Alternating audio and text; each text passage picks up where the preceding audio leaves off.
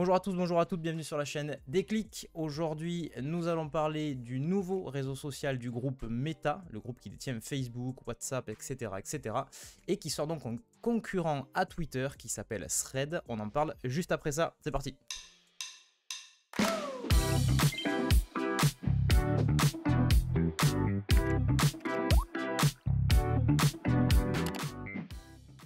Alors les amis, aujourd'hui au programme, je vous partage mon écran. Nous allons commencer évidemment par l'actualité la plus chaude et la plus marquante, on va dire, de cette semaine et la sortie évidemment de Threads, donc le fameux réseau social qui s'est fait appeler par plein d'autres noms. On ne savait pas exactement, il y avait le projet P92, après il a été question de Barcelona. Finalement, ce sera Threads le nom, en référence évidemment au fameux thread de Twitter, qui est donc le fait d'enchaîner plusieurs tweets les uns après les autres pour constituer une espèce de fil et donc voilà, un groupement de tweets.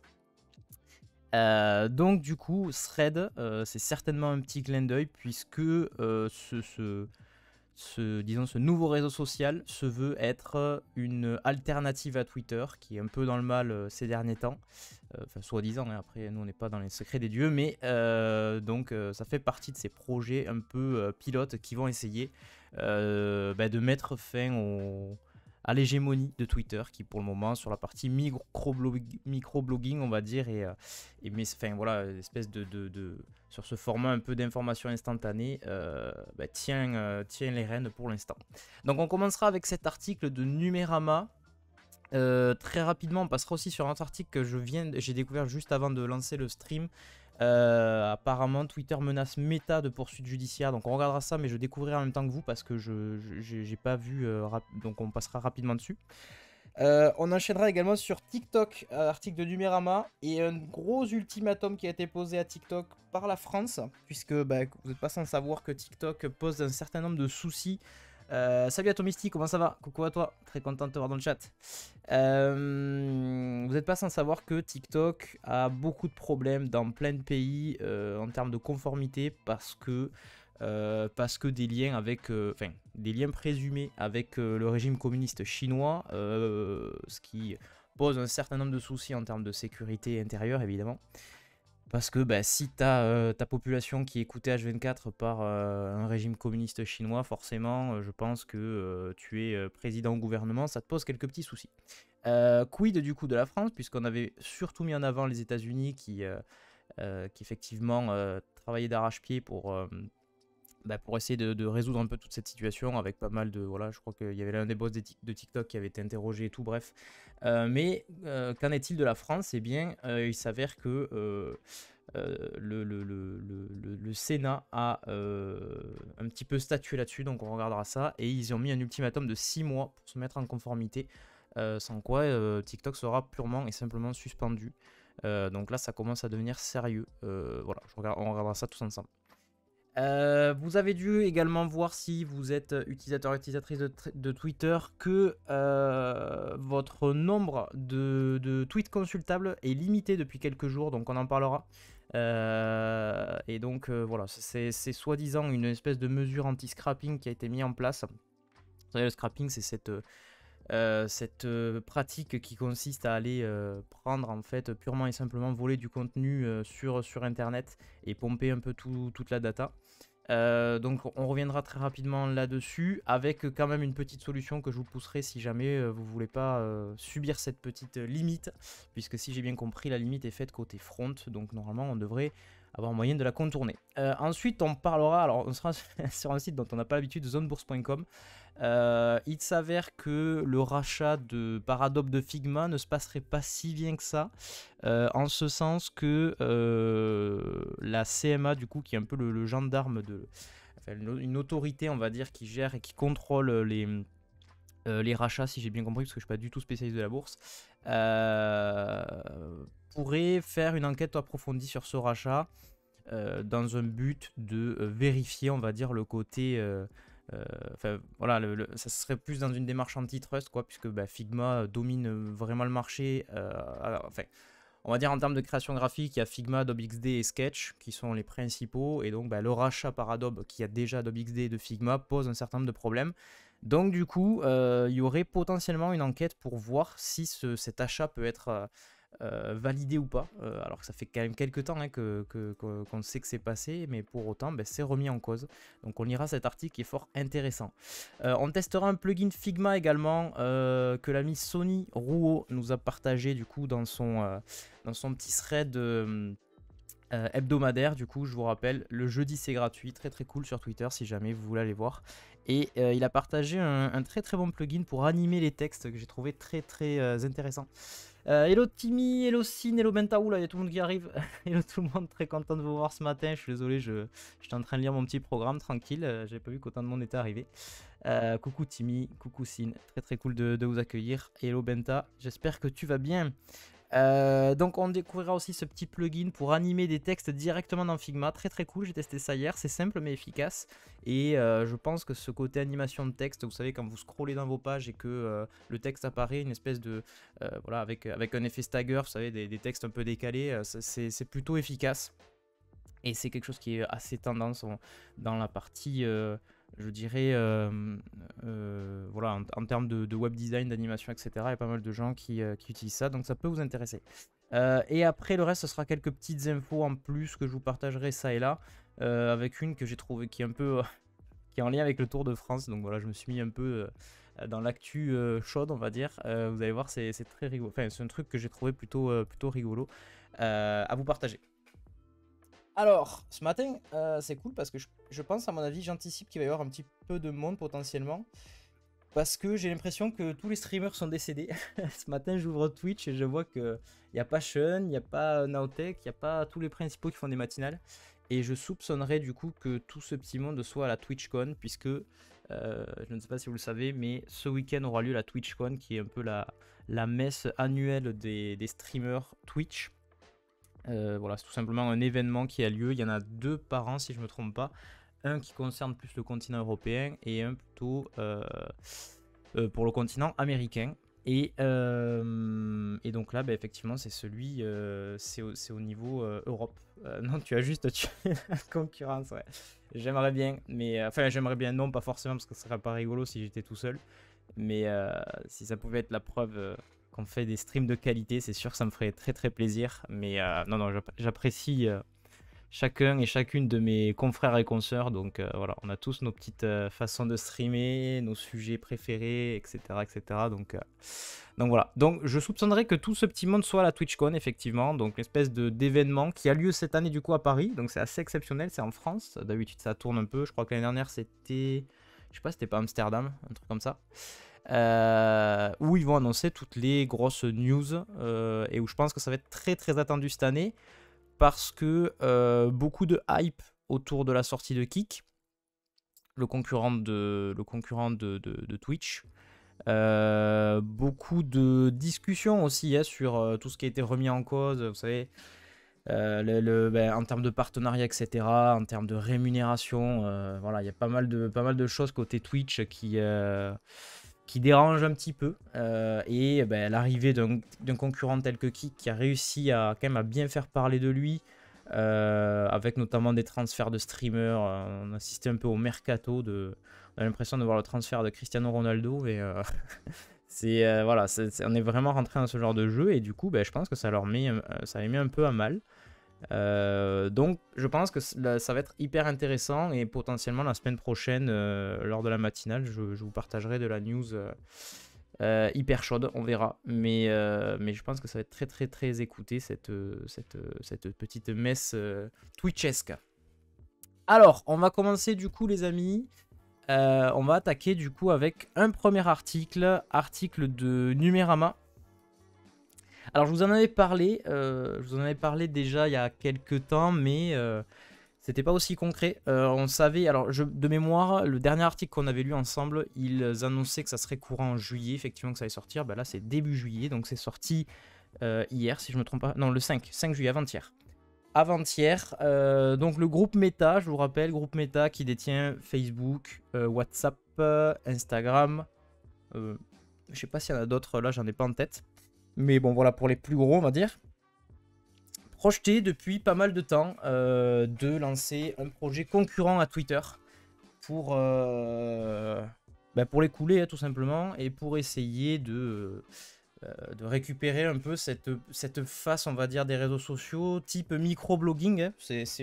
Twitter, ça permet quand même de... C'est assez proche du microblogging, ça permet je dirais, de créer du contenu rapide, instantané, de l'information, etc. Donc on peut assimiler ça un peu à comme si vous aviez votre propre petit blog, mais et que vous rédigiez de l'information, quoi. Donc c'est vrai que cette facette-là, ils ne l'avaient pas dans leur arsenal. Donc ils se sont dit, bah, let's go, c'est le bon moment pour aller chatouiller un peu l'ami Elon Musk et Twitter.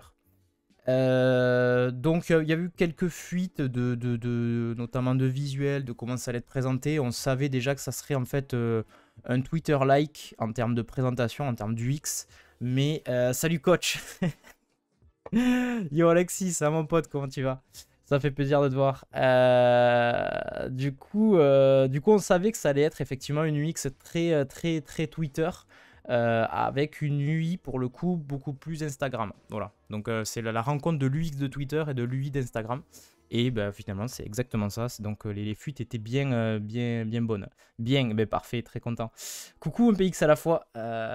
C'est Adri, je pense, si j'ai bonne mémoire. Coucou à toi. Très content de te voir ce matin. Alors du coup, je commence à lire rapidement l'article. N'hésitez pas à me dire si vous avez pu tester déjà. Sachez que ça n'est sorti pour le moment pas, ça ne sort pas. Ouais, Tweetgram, c'est exactement ça. Ça aurait pu s'appeler Tweetgram, exactement. On fera le tour juste après. J'ai vu une petite vidéo qui va vous montrer voilà, d'une personne qui est en train de tester justement pour voir un peu la tête que ça a, puisque ça n'est pas disponible encore en Europe. Probablement pour des raisons de RGPD, hein, puisque vous savez qu'en Europe, à partir du moment où une application ou un site passe l'Europe, généralement, elle va passer tout le reste. Yo Basti, ça va mon pote, est-ce que tu peux me confirmer que tu es à la TwitchCon, puisque j'ai l'impression que tous les Twitchers et streamers sont décédés ce matin. Il n'y a pas les potos de chez Nowtech, il n'y a pas Sean. Et comme je vois que ce week-end c'est la TwitchCon, je me suis dit qu'il y a certainement un lien de cause à effet. Yes, j'y suis, mais parfait. J'étais sûr que tout le monde était là-bas. Mais moi, je ne suis pas là. Donc, je reste ici et puis j'assure la matinale pour tout le monde. En tout cas, amuse-toi bien. Je pense que ça va être très très cool. Et puis, on va vraiment vraiment attendre toutes les annonces parce que je pense qu'avec tout ce qui est sorti, avec la hype de Kick, etc., etc., Twitch se doit un petit peu de répondre à quelques petites questions. Donc, ça va être fort intéressant, ma foi. Il faut un VPN ici, Sniff. Ouais, mais alors je crois que l'article en parle un moment qu'il n'y avait même pas besoin d'un VPN pour pouvoir le tester. Mais bon, voilà, j'ai pas à creuser trop en profondeur non plus. Mais évidemment, je pense que via un VPN, ça devrait le faire. Après, je sais pas si tu peux le télécharger au niveau du store, l'application. Mais je crois avoir vu qu'il y avait un site sur lequel on pourrait potentiellement le faire. Donc voilà. Et Benta qui claque son Prime, merci beaucoup. En souscription, oui c'est ça, d'un Twitch Prime, merci beaucoup. 6e mois d'abonnement, ça fait la moitié d'un an. 6e mois, merci beaucoup pour le soutien, ça fait grave plaisir de soutenir la chaîne. Merci beaucoup à toi. Alors, on commence du coup avec cet article. S'il y en a qui ont pu le tester via quelques petits contournements, etc., n'hésitez pas à nous partager des techniques pour pouvoir tester Thread, ça serait très très cool en avant-première. Mais jusqu'à présent, sachez qu'effectivement, potentiellement, vous ne pourrez pas le tester parce que ce n'est pas disponible encore en Europe. Alors, je commence l'article, du coup, article de Numérama, Thread, un Twitter à la sauce Instagram. Parfois, les descriptions les plus courtes sont les meilleures. Le 5 juillet 2023, le groupe Meta a lancé ce qu'il présente comme un pari risqué qui vise à développer une alternative saine au Twitter d'Elon Musk. Thread ne réinvente pas la roue, mais veut proposer aux fans de Twitter agacés par Elon Musk une nouvelle maison.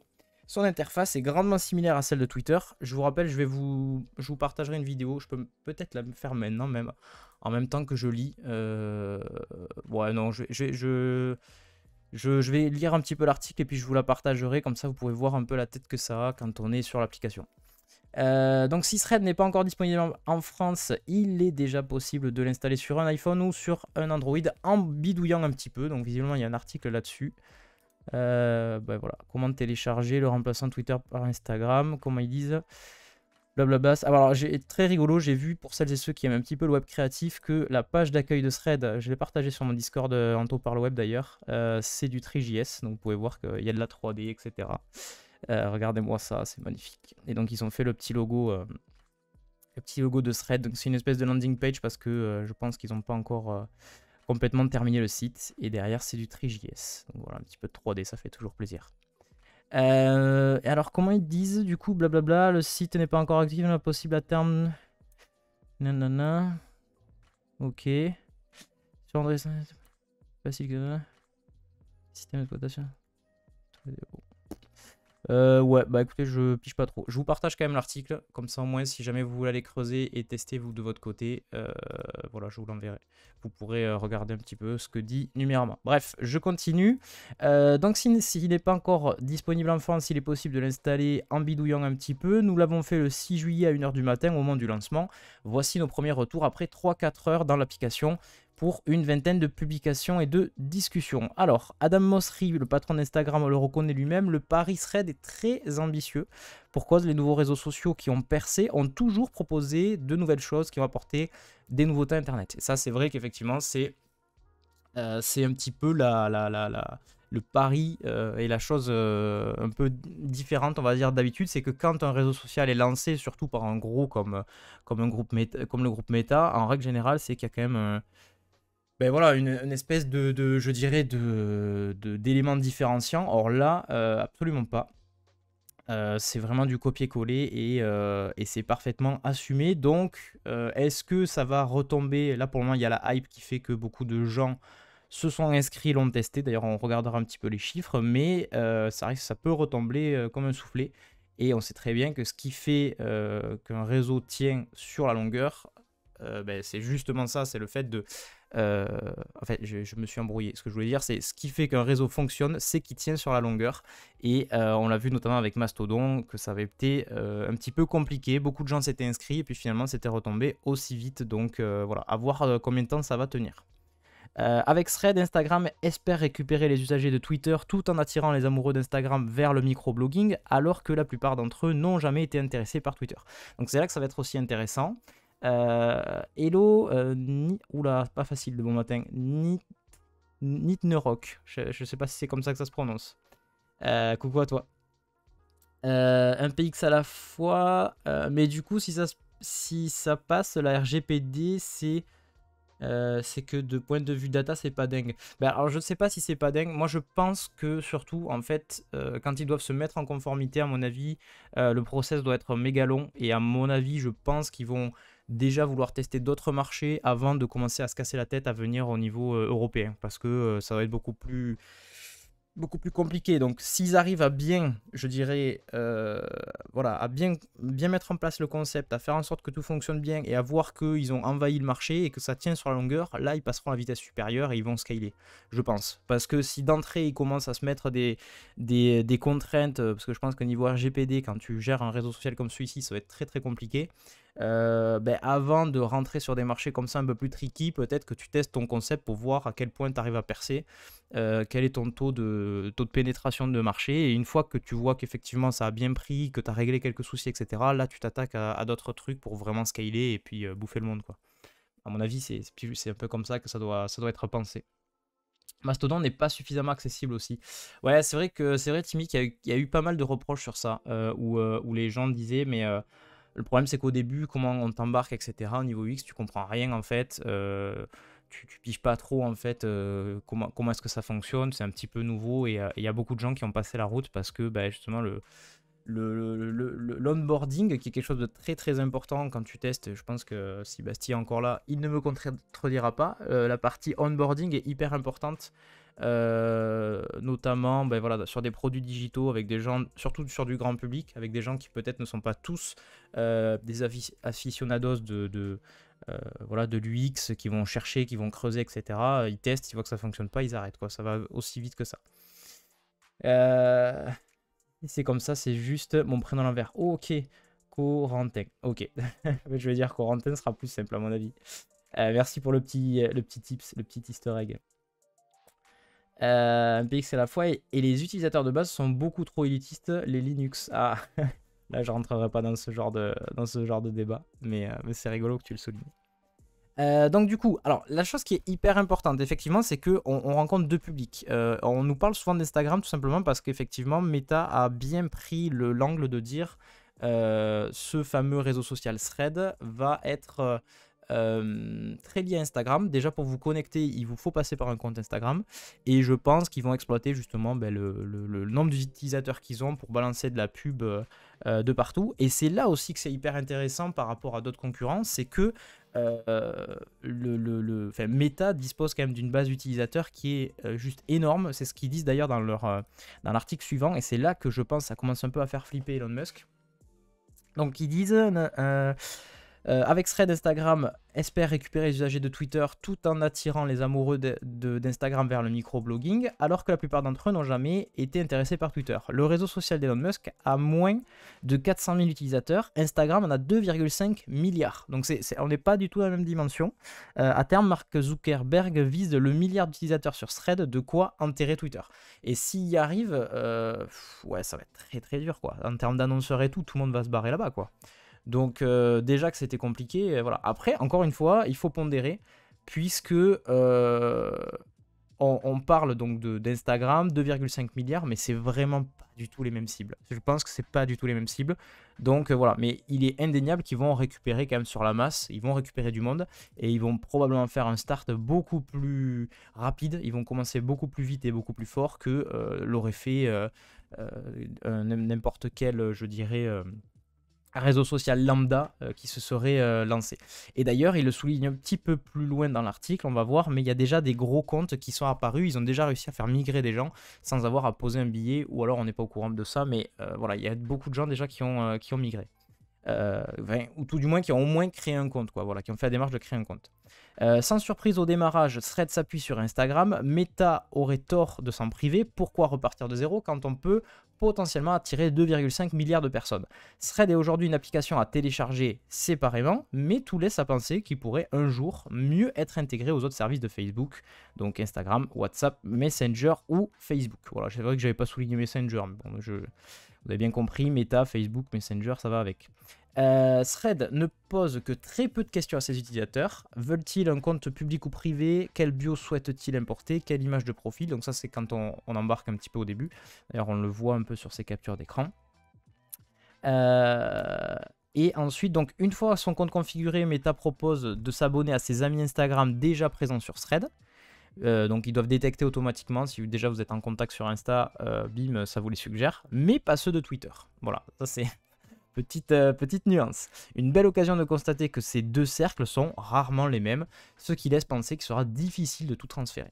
Au premier démarrage, Thread ressemble à un Twitter du futur. On a un flux moderne avec des messages dans une interface très épurée. On peut les liker, les repartager, donc l'équivalent d'un tweet, ou les partager sur d'autres plateformes. Les onglets en bas qui permettent de rechercher des comptes, d'écrire un thread. Donc, alors là, il ne va pas falloir se planter, les gars, parce que quand on dit écrire un thread, pour le coup, sur thread, c'est l'équivalent d'un tweet, donc d'un message classique.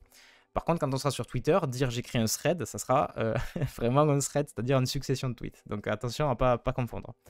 Donc on pourra accéder à ses notifications ou à son profil. Non, attendez. Oui, les onglets en bas qui permettent de rechercher des comptes, écrire un thread, d'accéder aux notifications ou à son profil ressemble à ce Twitter. Mais ça, on le voit vraiment hein, en termes d'interface. Attendez, je me masque 10 secondes. Voilà, vous voyez, en termes d'interface, les petits onglets qui sont juste en bas ici, vous pouvez voir mon curseur. C'est très très proche de ce dont on a l'habitude. Et comme vous pouvez le voir, effectivement, en termes... Oula, je suis allé un peu vite. En termes d'icônes, vous voyez, tout ce qui est UI, de toute façon, les petits icônes, etc., tout ça, c'est du Instagram like. C'est vraiment du Instagram like. Même, je pense qu'ils ont dû clairement les utiliser. Hop, je reviens. Alors, je lis vite fait vos commentaires. Tac, tac, tac. Alors, Corentin qui dit « J'avoue, perso, j'utilise pas trop Twitter. Par contre, Thread, pourquoi pas. Je l'ai installé. C'est un peu vide, mais c'est moins toxique que Twitter, j'ai l'impression. » Ah, ça, c'est... On verra sur la longueur, hein, parce que là, ça a quelque chose comme 3 jours d'existence à peine. Donc, effectivement, même 2 jours d'existence sur le marché public. Et encore, c'est pas ouvert encore à tout. Donc ça, on va voir un peu sur la longueur. On va voir sur la longueur... est-ce que ça va pas se transformer? Parce que potentiellement, imaginons une fiction dans laquelle Twitter est enterré, tout le monde va migrer là-bas, quoi. Donc forcément, ils n'arrivent pas après à bien tenir à bien modérer, ça va être compliqué quoi. Et coucou Margot, comment ça va? Bienvenue à toi. Un thread de 1 ou plusieurs threads. Ouais, non, mais ça va être un peu le casse-tête, j'avoue. Ils auraient pu s'appeler autrement parce que là, même en termes de référencement, je sais pas comment ils vont faire. Ça va être un peu le bordel pour eux, mais bon, écoute, ils doivent savoir ce qu'ils font. Tic-tac, tic-tac. Alors, qu'est-ce qu'on pourrait dire d'autre? Oui, alors, un réseau social déjà vivant, mais le restera-t-il? Ça, c'est toute la question. Les premiers chiffres de Thread le confirment, l'engouement est là, avec 10 millions d'inscrits en seulement quelques heures. 10 millions d'inscrits, c'est quand même énorme. Et sans l'Union Européenne, évidemment, on le souligne, sans la partie Union Européenne. Le réseau social de Meta a de quoi faire trembler Elon Musk, évidemment, avec des chiffres pareils. Il suffit de se rendre dans le fil d'actualité qui mélange les abonnements et une sélection algorithmique pour voir à quel point Thread est vivant. Donc effectivement, quand dans votre flux principal, ça sera composé de threads donc, qui mélangeront ce à quoi vous êtes abonné et une sélection selon un algorithme, donc en gros de la découverte, on va dire. Ils vont à la fois vous pousser ce à quoi vous êtes abonné, et à la fois vous pousser vous faire des découvertes, j'imagine en fonction de vos goûts. Ça c'est tout la petite secret sauce, on va dire, des réseaux sociaux. Ils ont leur petit algorithme pour déterminer qu'est-ce qui va être poussé. Donc les blagues virales sont déjà là, de grandes discussions ont commencé, et surtout Thread a déjà convaincu des comptes importants à venir, c'est ce que je vous disais. Bon, Mark Zuckerberg, c'est logique vu que c'est lui le patron, PlayStation qui y sont déjà, Marvel, Sony, Eduardo Camavinga, c'est un joueur de foot, Le Monde, Elon Jet, Manchester City, le New York Times, Mark Brownlee, c'est le youtubeur, c'est ça si je me trompe pas, attendez que je dise pas de bêtises. Yes, c'est ça, il me semblait bien que c'était lui, l'un des plus gros youtubeurs technophiles. Oppo, Jimmy Fallon ou même Numérama évidemment. En quelques heures, Thread a attiré plus de monde que la plupart des autres rivaux de Twitter. Tac, tac, tac. Donc, ensuite, que dit l'article? Reste à répondre à la question la plus importante. Est-ce que tout ce monde va rester? Puisque Thread est le réseau social le plus cool du moment, mais réussira-t-il à s'imposer durablement? C'est ce qu'il y a de plus important. Les créateurs venus en masse prendront-ils le temps de publier sur Twitter et sur Thread séparément? Ça aussi, ça va être une bonne question. Comment est-ce que tout ça va cohabiter? Alors que leurs abonnés sont moins nombreux que sur le réseau social de Meta sont moins nombreux sur le réseau social de Meta que sur la plateforme d'Elon Musk. Il y aura, je pense, un petit côté pionnier. En gros, est-ce que tu commences est-ce que tu commences ou pas en fait à y aller avant que la hype ne prenne et que tu sois un peu avant-gardiste, quoi. Pour devenir incontournable, Thread va devoir se développer massivement. La bonne nouvelle, c'est que Meta a de nombreuses possibilités comme le lancement d'une version web. En gros, ils ont plein de choses encore à pouvoir développer. Donc une version web, évidemment, pour pouvoir gérer ces threads via ordinateur, via desktop. L'intégration des Reels, ça à voir s'ils vont le faire ou pas, hein, le côté donc vidéo courte un peu, parce que il n'y a pas forcément de notion de Reels sur Twitter, ça n'existe pas forcément, donc je sais pas, est-ce qu'ils vont le mettre ou pas, on verra. Un meilleur lien avec Instagram ou la possibilité de monétiser ses publications, bien sûr. En l'état, Thread a des airs de bêta, tout laisse penser que Meta a profité de la crise lancée par Elon Musk qui a restreint l'accès à Twitter pour lancer son produit maintenant. Effectivement, donc ça c'est, je pense, en référence à la restriction niveau API. Faut-il être optimiste? L'échec du métavers l'a prouvé. Meta ne rime pas toujours avec succès. Cependant, Thread semble avoir un vrai avantage. Les comptes puissants le soutiennent, ce qui n'a jamais été le cas des précédentes grosses initiatives de réseaux sociaux décentralisés, puisque je vous rappelle effectivement que ça s'inscrit dans la mouvance Web 3.0, c'est-à-dire le fait d'avoir un réseau social décentralisé. Je crois qu'ils sont basés sur, comment ça s'appelle, c'est ActivityPub, de mémoire, ActivityPub, le protocole là, voilà c'est ça, le protocole dédié pour créer des réseaux sociaux basés sur du Web 3.0. Donc ça aussi, vraie nouveauté, on verra si ça fonctionne. Tac, qu'est-ce qu'il y avait d'autre? Cet élément important à coupler à son lien Instagram et ses 2,5 milliards d'utilisateurs en font le réseau social le plus prometteur du moment. La route est encore longue, mais Mark Zuckerberg tient peut-être son prochain gros succès. Thread fera-t-il tomber Twitter? Point d'exclamation. Dites-moi ce que vous en pensez, les amis. Est-ce que pour vous, c'est quelque chose qui va retomber comme comme un flanc, non, comme on dit, c'est pas retomber comme un flanc, peu importe, ou est-ce que ça va tenir sur la longueur, puisque bah, de sérieux arguments côté, côté méta, avec une puissance, on va dire, en termes de base utilisateur, et puis, ben voilà, eux, ils ont fait le choix, effectivement, de rester sur des UI UX qui sont bien connus pour que la courbe d'apprentissage soit relativement simple. Mais avec le truc de dire bah, on se barre de Twitter parce qu'on en a marre. Voilà. Est-ce que pour vous ça peut marcher? Oui, non, pourquoi? Dites-moi tout. Alors, on a Corentin qui met entre hier et aujourd'hui, il y a beaucoup de nouveaux comptes, des groupes de musique que je trouvais pas hier, ils sont ce matin. Bah, en même temps, je pense qu'avec toute la hype qu'il y a autour, il y a beaucoup de gens effectivement qui vont en entendre parler. Et ça se répand comme une traînée de poudre, quoi. Donc voilà. Et du fait, enfin, tu vois, c'est un peu un effet, je dirais, il y a un peu un effet de. T'en as un premier qui va, du coup ça rassure l'autre, et c'est un effet boule de neige, tu vois. Plus ça va aller, plus forcément il y en a qui vont vouloir. Et puis qui vont vouloir tester, quoi. C'est ça le truc aussi. Donc ouais. Ouais. Et puis bah, 2,5 milliards. Parce que là, pour le moment, ils n'ont pas encore, je pense, trop poussé. D'ailleurs, je vais vous partager. Je vais peut-être vous partager. Tu me fais penser. La petite vidéo où on va regarder un peu la tête que ça. Comme ça sera plus parlant. Mais. Hop. Hop. Voilà, je la mets là. Tac. Et je partage ça. Vous voyez. Donc là, vous voyez un petit peu l'interface. Et effectivement. Hop, ça va vous rappeler pas mal de choses. Donc quand vous arrivez ici, vous avez ça, c'est un peu l'écran l'écran d'arrivée en fait. Donc effectivement, on se log via un compte Instagram. Oui, et ce que je voulais dire, c'est qu'ils n'ont pas encore trop poussé, je pense, au niveau des publications et autres, mais ça ne m'étonnerait pas que dans les flux, divers flux Instagram, y ait plein de publicités qui apparaissent ou des choses comme ça qui pop ou des suggestions, j'en sais rien, pour essayer de faire basculer un max de monde en fait et au moins tester quoi. Voilà. Créer la curiosité, tester. Voilà. Il suffit en fait que y ait, mettons, quel que soit le sujet, qui est un influenceur ou une influenceuse que vous suivez qui crée son compte justement sur Thread, et là ben, forcément ils vont faire le lien, ils vont dire tu aimes bien un tel créateur, hop, tu peux aussi le retrouver sur Thread, machin et tout, télécharge l'application. Donc à mon avis, une fois qu'ils vont lancer aussi la pub et tout, il va y avoir masse de monde qui va arriver, quoi, ça c'est sûr. Donc du coup, ça c'est l'écran d'accueil. On se connecte via effectivement via Insta. Ok. Et ensuite sur la partie onboarding, donc ce qu'ils vous disent au début, très peu d'infos, on vous embête pas trop. Nom, bio, lien, et puis on peut faire un import depuis Instagram si jamais on veut pas trop s'embêter. Voilà. Et ensuite, une fois qu'on a renseigné, bon, des questions, est-ce qu'on veut un profil public ou privé? Ça c'est comme sur Insta, hein. Hop.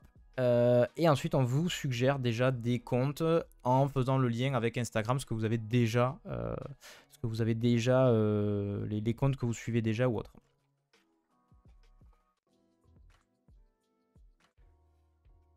Voilà, bon après un petit tuto sur comment ça fonctionne. Et puis là on est parti, donc on arrive dans le...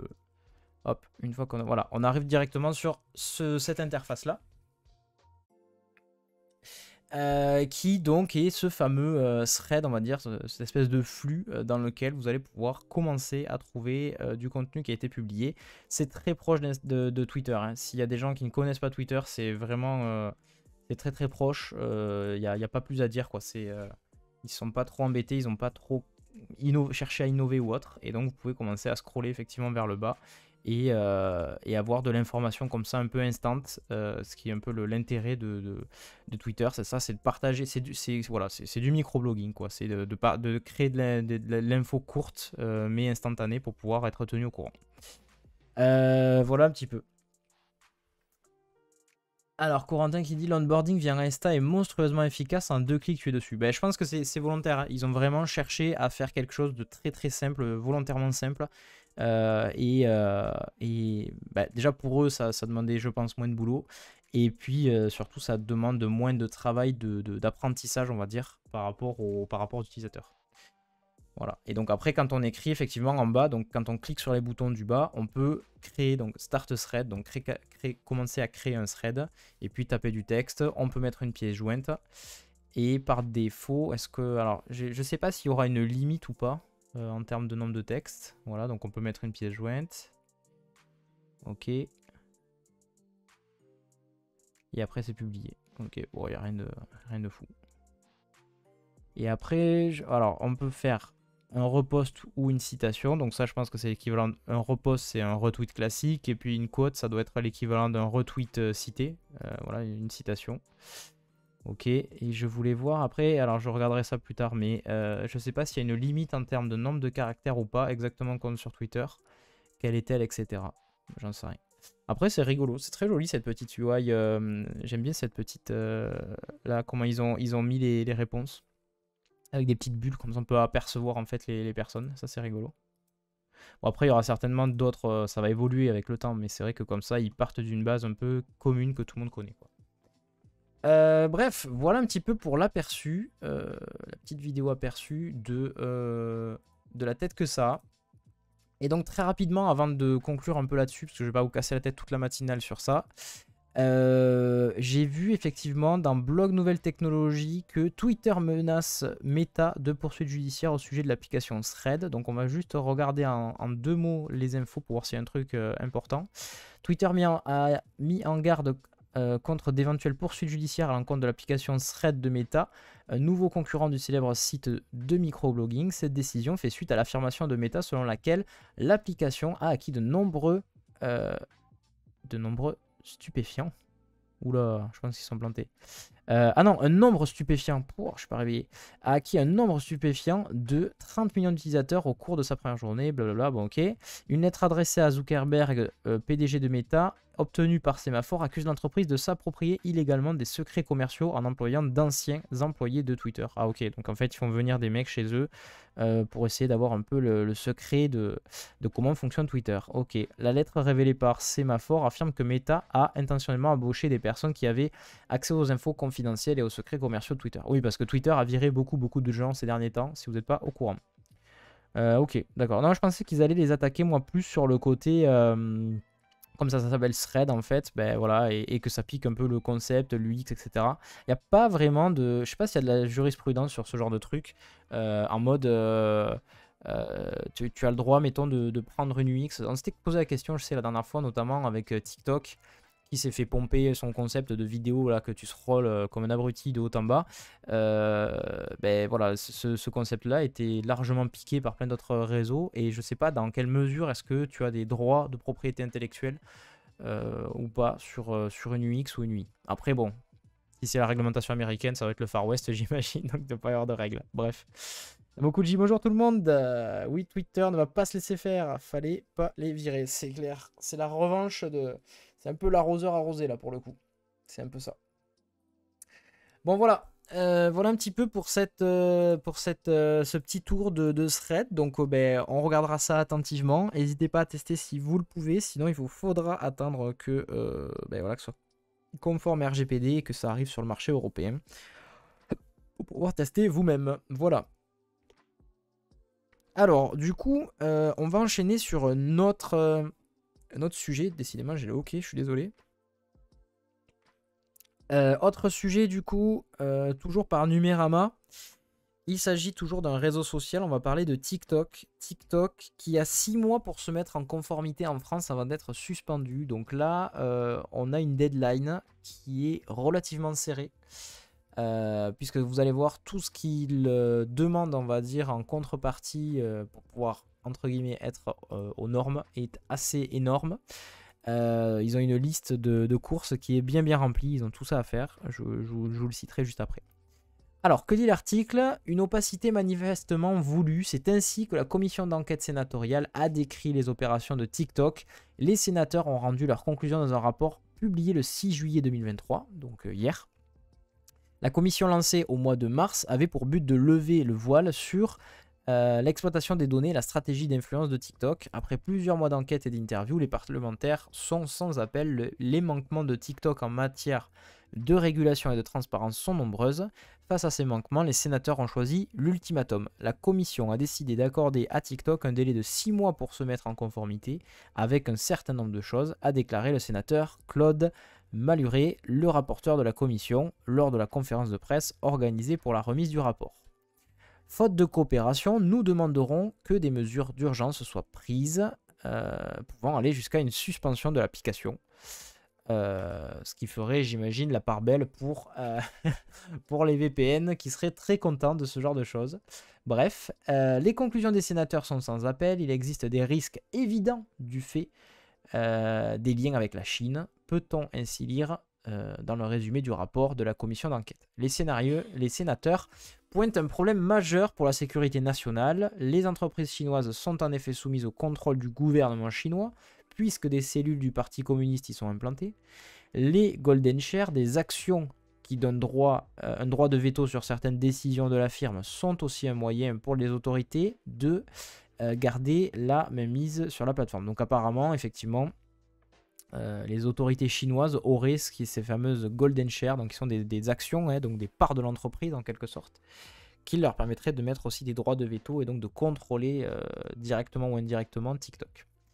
Si TikTok se défend, affirmant que sa maison mère ByteDance, qui possède une branche chinoise, est une entreprise internationale, la commission d'enquête n'est pas convaincue. ByteDance Limited, installée aux îles Caïmans pour des raisons d'opacité, est en partie détenue par un fonds chinois. Surtout, le fondateur Zhang Yiming détient 20% du capital. Explique le rapport.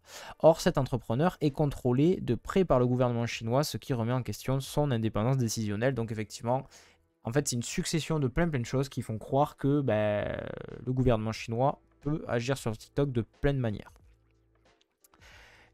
Outre ces liens, les sénateurs reprochent également à TikTok son opacité en matière de collecte de données des utilisateurs et leur transfert en Chine.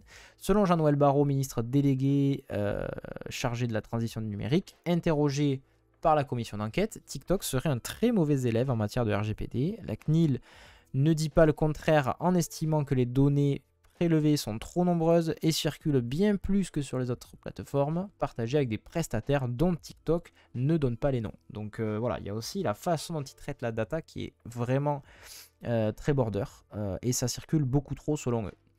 Le rapport mentionne par ailleurs le manque de transparence sur les fonctionnements de l'algorithme de recommandation et une modération qui reposerait sur très peu de moyens humains avec des contenus de désinformation qui tarderaient à être enlevés de la plateforme. Donc effectivement, côté modération, on n'est pas assez réactif sur la partie fake news et compagnie, et du coup, ça crée de la désinformation, donc pas ouf. Donc voilà la liste de courses, la to-do à laquelle doit se plier TikTok d'ici le 1er janvier 2024, sans quoi ils devront tout simplement plier, en tout cas en France, ça sera interdit quoi.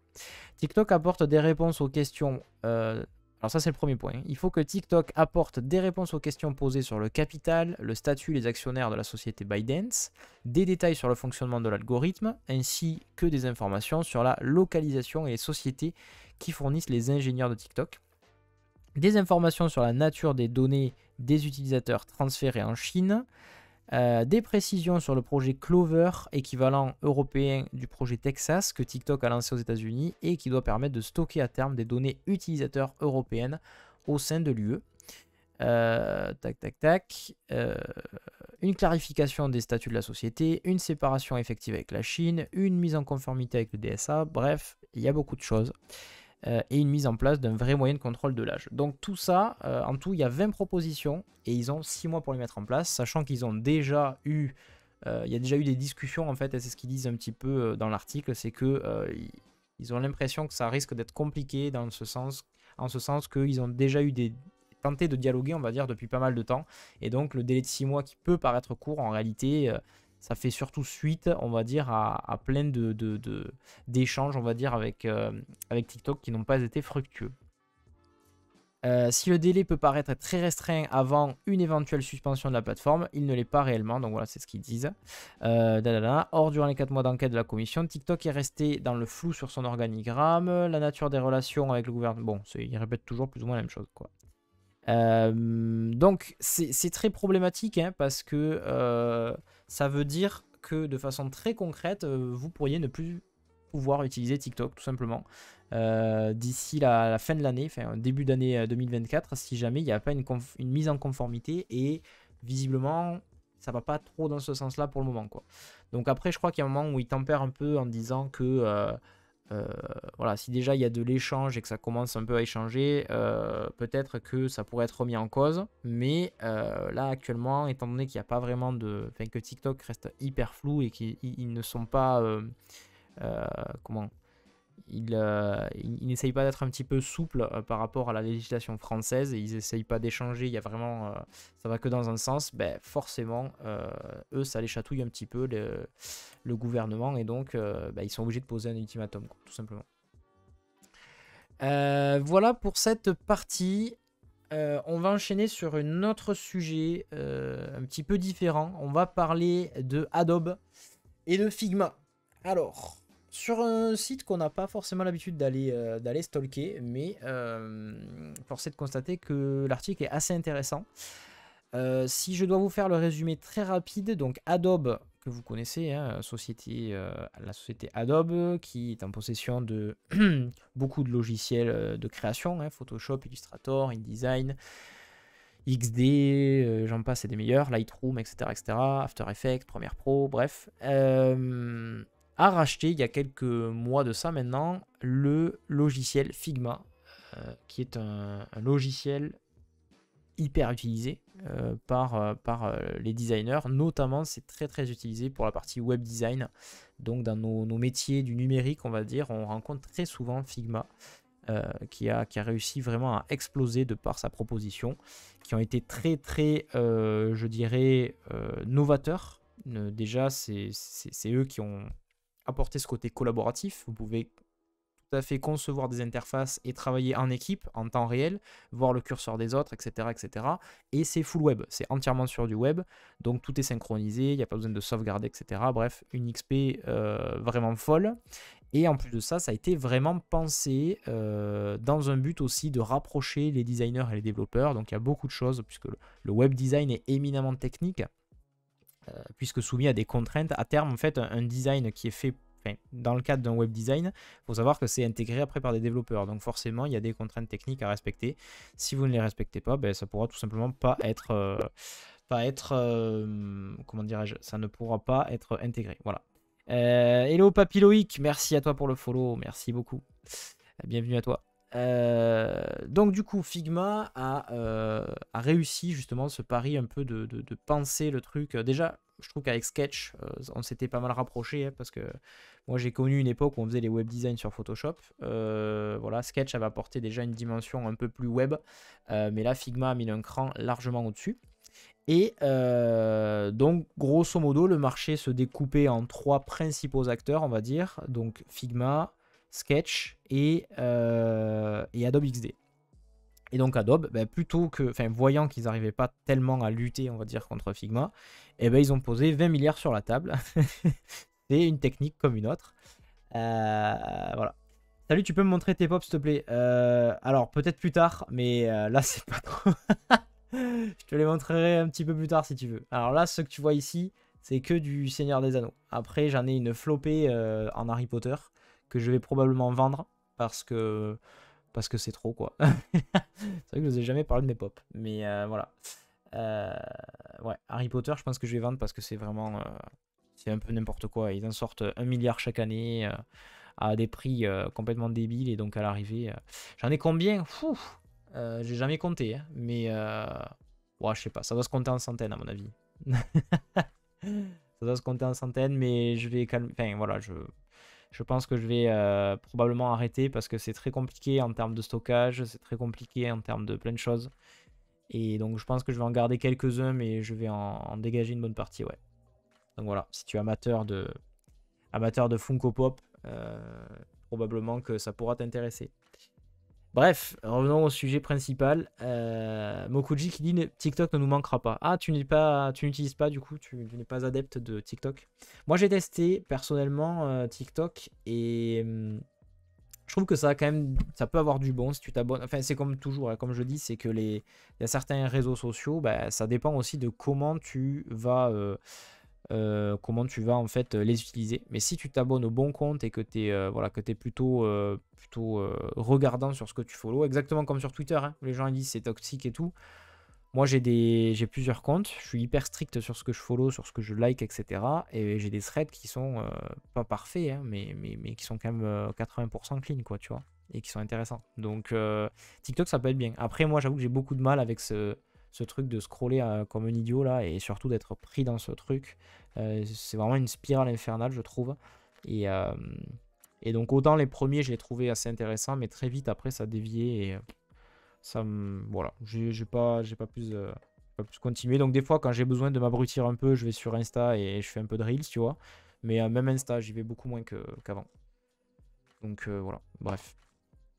J'ai 851 pop Marvel. Ouf, j'en ai quelques-uns des Marvel, mais pas des masses. 851, putain, je sais pas où tu les stocks, hein. Mais ouais, non, moi ça doit être moins que ça quand même. Je saurais pas estimer à la louche, mais je sais pas, peut-être, je sais pas, 200, 300, 400, j'en sais rien. Voilà. Mais moins de 500, c'est sûr. Ça, c'est sûr. J'ai eu mon époque où vraiment j'en faisais beaucoup et tout. Là, j'ai vachement calmé. Je me souviens même pas de la dernière fois que j'en ai acheté. Et voilà, j'en achetais beaucoup, surtout avec Harry Potter, mais c'est trop là, c'est beaucoup trop. Et puis en plus, je trouve que ça n'a aucune cohérence. Ils sortent Harry Potter se gratte le nez, Harry Potter se gratte la tête. Enfin, des fois c'est débile. Il y a des persos qu'ils n'ont jamais sortis, et à côté de ça, ils vont sortir 40 Harry Potter, Hermione et compagnie. Donc, bref, ça m'a gonflé. J'ai dit laisse tomber, c'est débile. Bref, revenons sur le sujet principal de Figma. Donc, Adobe rachète Figma pour une somme avoisinant les 20 milliards, ce qui a beaucoup fait parler et surtout beaucoup inquiété en fait les gens parce que la philosophie de Figma était de beaucoup innover. Mais bon voilà, ils ont promis que en gros ça serait quelque chose d'à part dans le groupe Adobe et que Figma garderait son indépendance. Ce qui nous amène à aujourd'hui et cet article du coup de zonebourse.com qui nous parle effectivement de la CMA ou le CMA, je sais pas, le gendarme britannique de la concurrence, qui du coup nous indique potentiellement que il pourrait y avoir, je dirais, une remise en question du rachat de Figma par Adobe dans un souci, on va dire, de antitrust, éviter justement la situation de monopole, puisque bah, voilà, quand vous avez un monopole sur un marché, ça veut dire que l'entité qui a le monopole décide un peu de tous les prix, ça veut dire aussi que c'est moins enclin à l'innovation, puisque bah, il y a plus cette petite concurrence, donc peut-être que ce rachat pourrait être remis en question. Donc je lis vite fait l'article. Le gendarme britannique de la concurrence, la CMA, a indiqué vendredi qu'il s'inquiète du rachat annoncé en septembre de la plateforme de design collaborative Figma par Adobe pour 20 milliards de dollars, estimant que cette opération pourrait réduire l'innovation. La CMA envisage une enquête approfondie,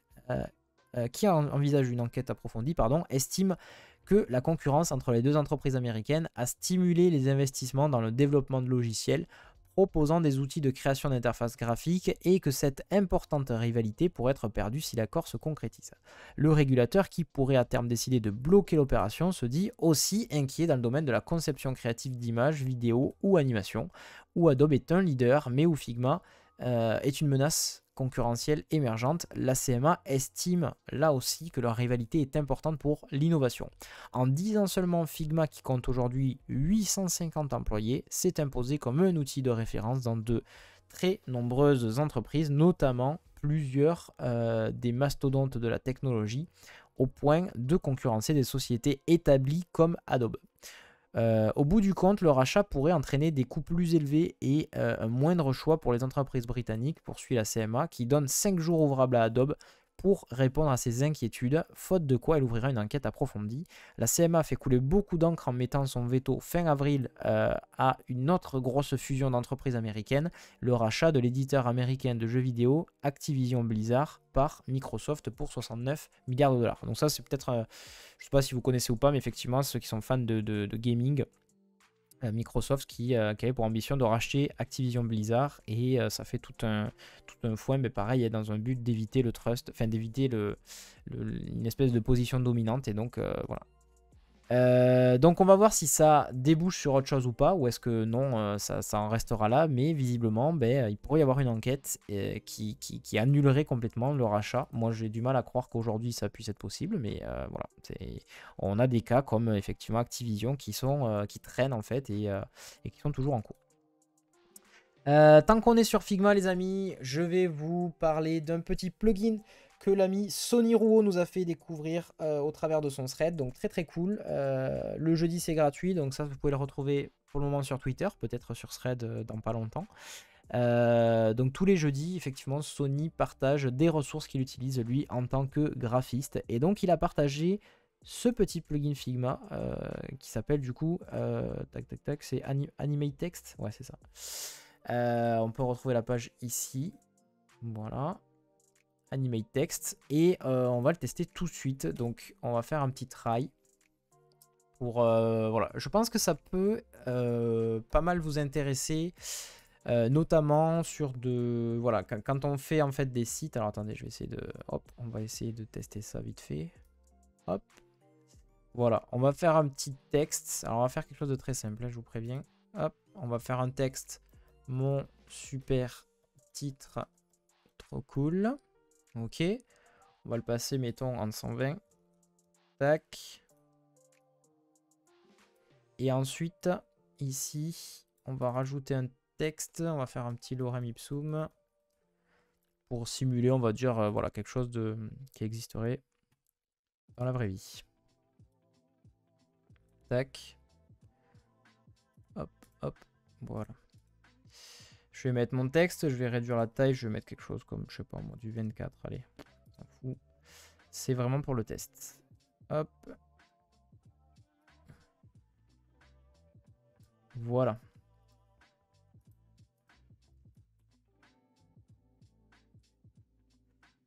Je vais réduire un peu la taille du titre. Tac. Voilà. Et donc du coup, ce plugin, hop, est-ce que je... Ouais, non, c'est bon, ça ira. Ce plugin, du coup, bah, on peut le tester dès à présent. Donc, on va dans Plugin, on va utiliser Animate Text. Donc, ça ne fonctionne évidemment par essence que sur des calques de type texte, hein, pas sur autre chose. Et donc, dès lors que vous le déclenchez, vous avez effectivement toute une... voilà, il vous propose en fait quelques animations par défaut prédéfinies. Donc, déjà, il faut déterminer en fait la typologie d'animation que vous voulez. Est-ce que vous voulez une animation basique, voilà, une apparence basique, un côté slide, donc vous voyez le texte qui va de bas en haut ou de haut en bas, droite, gauche, etc. Ou est-ce qu'on joue sur le scale, donc de la typo, c'est-à-dire l'échelle, enfin la taille le scale, quoi, tout simplement, de la typographie. Donc imaginons nous on va faire un slide de haut en bas, on va dire, voilà, on va faire ça.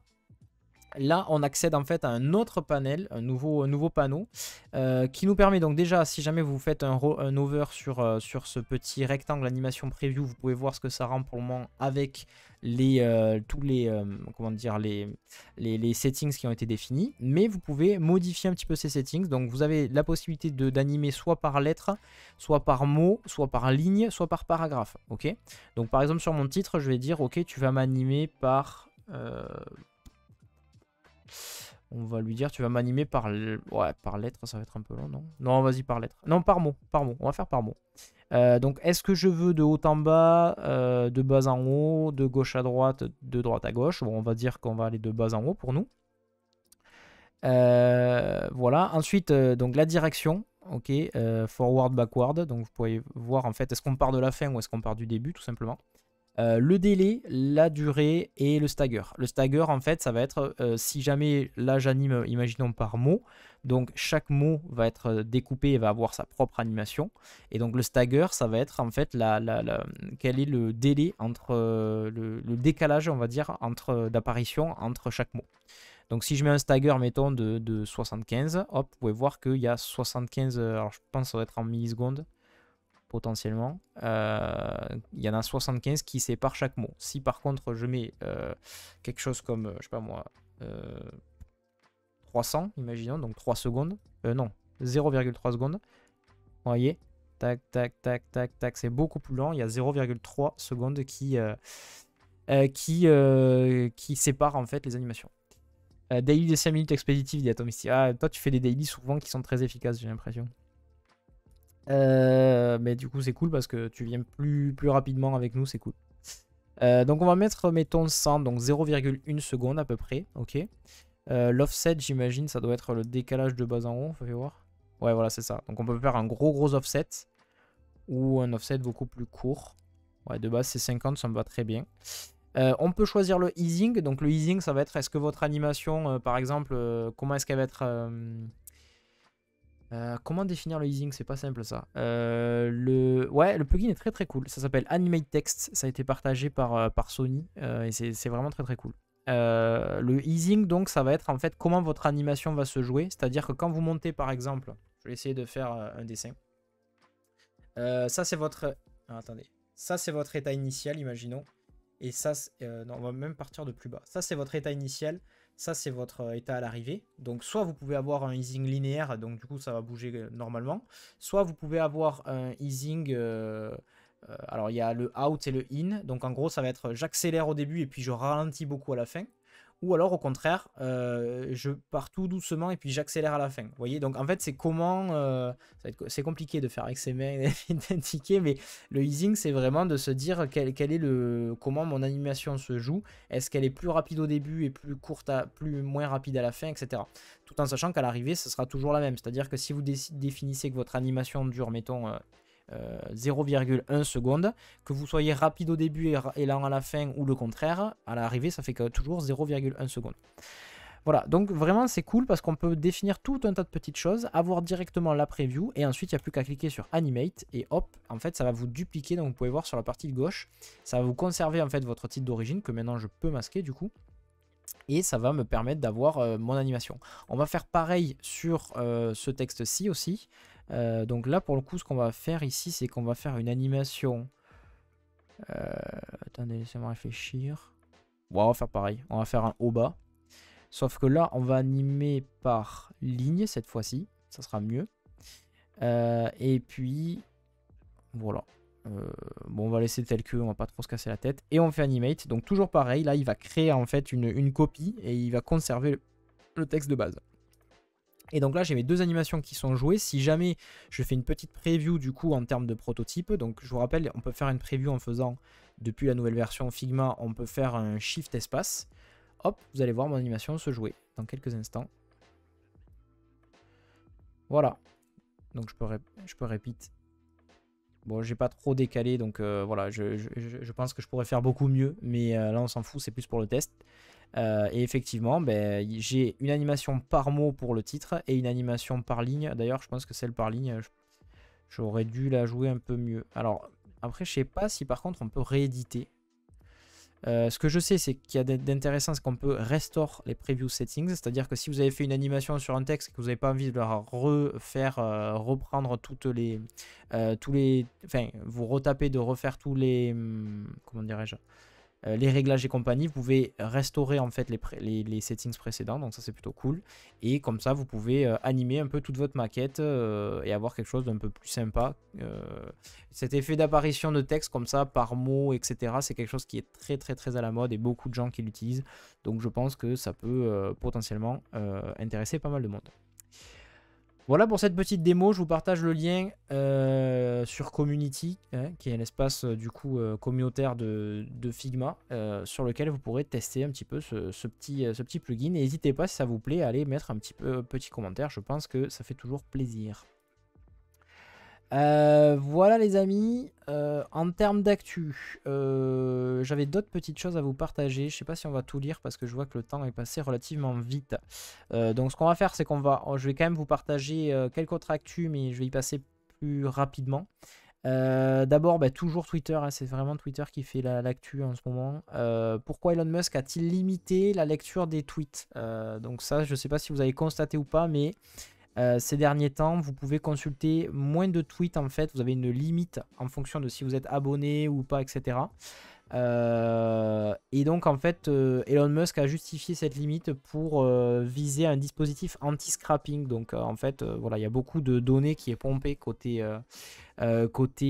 Twitter, c'est ce qu'ils ont constaté. Et c'est très embêtant pour eux parce que souvent ça fait monter un peu le trafic et ça les oblige à augmenter leur nombre de serveurs un peu en urgence. Donc du coup, voilà, c'est ce qu'ils disent. Donc d'après Elon Musk, ce serait une mesure provisoire. Mais l'improvisation de cette décision s'interroge, n'est pas sans rappeler l'imbroglio autour des coches bleues de vérification. Donc effectivement, ce que dit l'article, c'est que ça a été une mesure qui a été prise un peu à la va-vite, et ça nous rappelle un peu la sombre période de la fameuse coche bleue où il y avait 50 règles qui changeaient tous les 4 matins. Là, ça risque d'être un peu pareil. Depuis l'annonce, de nombreux internautes se sont plaints sur la plateforme, craignant que cette décision ne soit un moyen pour Elon Musk de pousser les utilisateurs à opter pour un abonnement Twitter Blue, puisqu'effectivement, donc la limite, je vous la rappelle rapidement. Au début, c'était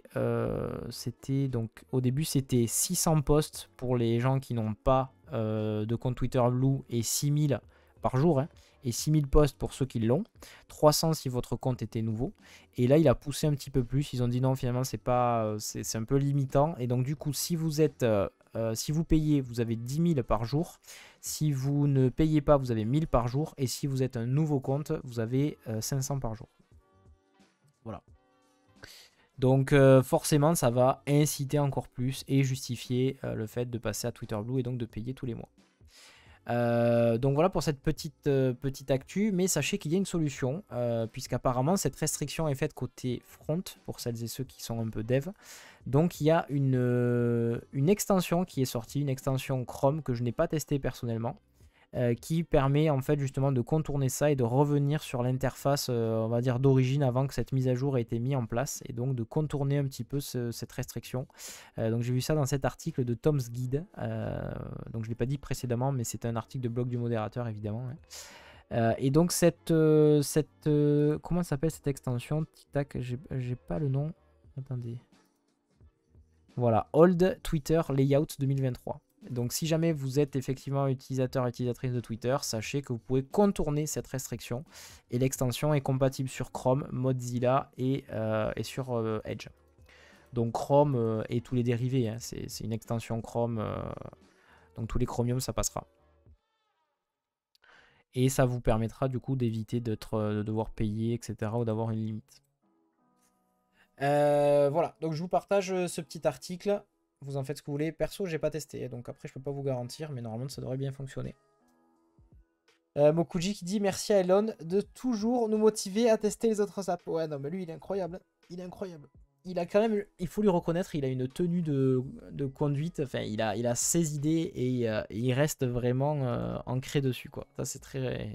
Enfin voilà, c'est un chef d'entreprise, quoi. Le mec, il a sa vision et peut-être un peu trop des fois d'ailleurs. Et bon, bref. Dernière chose, et après j'arrête de parler de Twitter, sachez que le TweetDeck va devenir payant. Alors ça, TweetDeck, c'est une application, ça fait un peu écho justement, vous savez, à Twitter qui a coupé toutes ses API. Le TweetDeck, ça fait partie de ces applications qui pour le coup n'ont pas eu à subir cette restriction au niveau des API, tout simplement parce que ça appartient à Twitter. Sauf que, voilà, comme c'était gratuit jusqu'à présent et qu'on a un abonnement à, je crois, 8 $ par mois, pourquoi pas stopper TweetDeck qui fonctionnait si bien, et puis obliger les gens à payer. Donc voilà, sachez au passage que TweetDeck va devenir payant très prochainement. D'ailleurs, je sais pas si c'est pas déjà en place. Donc ça, je pense qu'au niveau des comment ça s'appelle, tous les gens qui travaillent dans le social media vont être ravis de devoir payer pour passer à ça, parce que c'est un outil qui est hyper utilisé, TweetDeck. Donc voilà. Dernière chose avant de se quitter, Instagram également qui a sorti une nouvelle feature plutôt intéressante qui va permettre aux gens de collaborer. Donc je sais pas si ça existait déjà, mais là en tout cas on va passer à 3 personnes, ce qui fait que quand vous allez pouvoir créer des posts, vous pourrez inviter des collaborateurs, et en gros qu'un post soit commun à plusieurs personnes. Donc ça, je sais que ça existait déjà, mais visiblement c'était limité, je pense, à 2. Et là ça passe à 3, donc ça veut dire que si demain vous faites une collaboration, vous travaillez sur des projets et vous voulez que d'autres personnes soient identifiées comme voilà, ayant travaillé dessus, vous pouvez tout à fait inviter des collaborateurs et après ça va se publier sur le flux de chaque personne en fait. Donc c'est vraiment, le post sera propriétaire de façon, enfin, ça sera partagé en fait entre les différents propriétaires. Voilà pour une nouvelle petite feature fort intéressante d'Instagram. Et c'est qui clôt un peu notre tour de tout ce que j'avais à vous dire.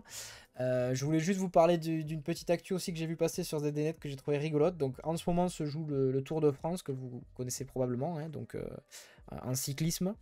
Et quelque chose de très intéressant, j'ai vu, parce qu'on n'a pas trop parlé d'IA, ça faisait longtemps. Il y a une société qui s'appelle NTT, qui est donc une société de services informatiques partenaire du Tour de France, qui en fait gère un jumeau numérique du Tour de France. Donc un jumeau numérique, si vous ne savez pas ce que c'est comment définir ça? En général, un jumeau numérique, c'est souvent utilisé dans des entreprises. Typiquement Renault, par exemple, je sais qu'ils en ont un, où en gros, ils vont traquer chacun de leurs outils et créer en fait un équivalent de toutes leurs usines, mais en virtuel. Et donc, ils sont capables en fait de savoir ben voilà, chaque machine, dans quel état elle est, etc. C'est comme si en gros, vous traquez tous vos objets et vous créez du coup un équivalent numérique pour pouvoir avoir la donnée en temps réel, détecter s'il y a des problèmes sur des machines, etc. etc. Donc la démarche du jumeau numérique, c'est ça, c'est le fait de traquer quelque chose et du coup de le reproduire, on va dire, virtuellement pour avoir de la donnée et puis voir un peu ce qui se passe. Et donc ils ont créé un jumeau numérique du Tour de France pour pouvoir en fait suivre en temps réel chaque coureur. Et ils ont plugué ça, si j'ai bien compris, sur une IA type ChatGPT ou je sais pas quoi, pour qu'on puisse avoir les commentaires en direct. Ce qui veut dire qu'en gros, le métier de commentateur peut être un peu menacé. Et l'idée, c'est que ben, chaque coureur va être vraiment traqué de façon très très précise. Et toute cette donnée, en fait, qui va du coup aller sur le jumeau numérique, donc c'est comme si en fait on avait un Tour de France virtuel en quelque sorte, qu'on voit en temps réel. Donc il parle d'un stade ou je sais pas quoi, je sais pas comment il l'a appelé. Le plus grand stade connecté du monde. Ouais, bon, bref. Et donc effectivement, ben, ça veut dire que potentiellement les gens pourront suivre comme ça de façon temps réel en fait où est-ce que sont les coureurs et tout un tas de données liées aux coureurs. Et en plus de ça, il y aurait des commentaires qui seraient générés par une IA en fait en fonction de ce qui se passe sur la data. Donc là, c'est turfu, quoi. C'est vraiment... on a l'impression d'être dans Black Mirror, ou pas loin, quoi. Voilà. Donc ils disent l'intégration appelée Marianne, voilà, c'est ça le nom. Utilisera l'apprentissage automatique et la reconnaissance vocale, le traitement du langage naturel et l'IA conversationnelle pour fournir des informations complètes sur les courses selon le communiqué. Ça veut dire effectivement que même tout ce qui est directeur de course, etc., qui sont dans leur voiture, ils pourront avoir des infos temps réel aussi sur où sont leurs coureurs et qu'est-ce qui se passe, etc., etc. Donc je trouvais ça très rigolo à vous partager, même si c'était légèrement hors sujet, mais ça reste quand même de l'IA et de l'objet connecté, donc on n'est pas trop loin.